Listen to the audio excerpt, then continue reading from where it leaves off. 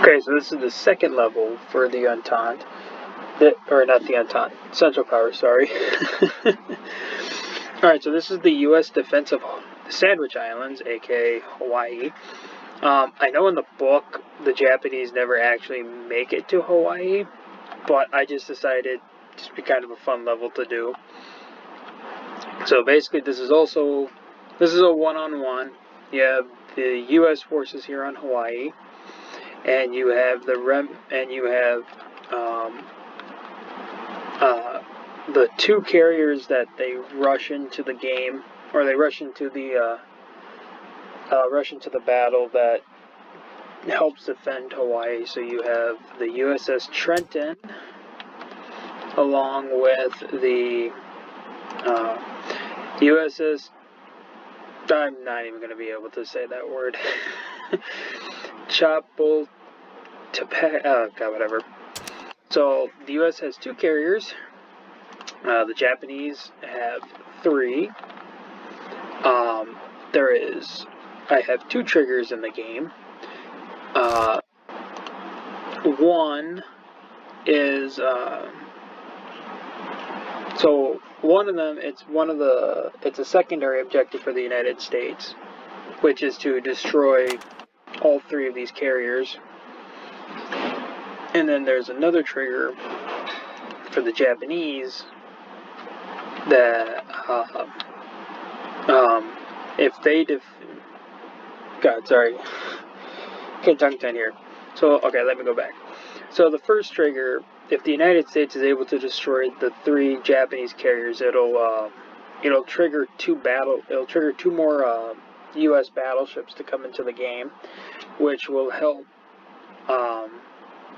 which the U.S. can use to help shell and destroy whatever Japanese buildings, core HQs, and troops that make it onto the beach in sort of this area, because this is obviously where the Japanese will more than likely land.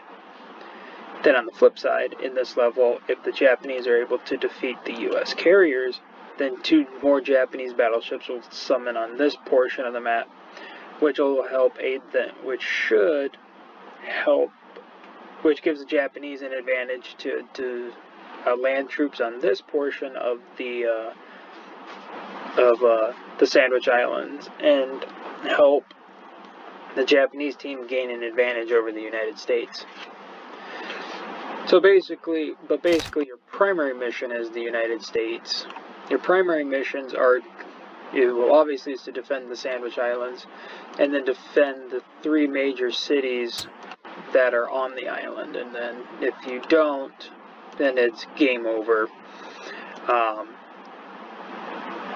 I have tested it. It has worked as the United States, but I might have to do a little bit more retooling with this one, just because it seems like it might be too even. Not to mention the U.S. defenses. I mean, they're pretty light, but I would argue that the reason why they are light is because obviously, the United States is more focused on fighting the Confederacy than they really are fighting Japan. There are some heavy defenses approaching defending the approaches to Honolulu, but outside of that, there's not very much for the United States. And then also, as far as unit restrictions, let's see here. So pretty much neither side gets armor, no side gets barrels, no side gets paratroopers because paratroopers aren't a thing. Neither side gets anti-tank weapons because, again, it's the South that creates them. Japan is not mechanized. They will basically have to fight this battle solely with infantry. The United States, I'm letting them have half tracks, but they'll pretty much be it for the United States. They'll pretty much only be able to fight this fight with half tracks and no other, and just regular half tracks, no half track artillery or no half track anti-tank units, because again,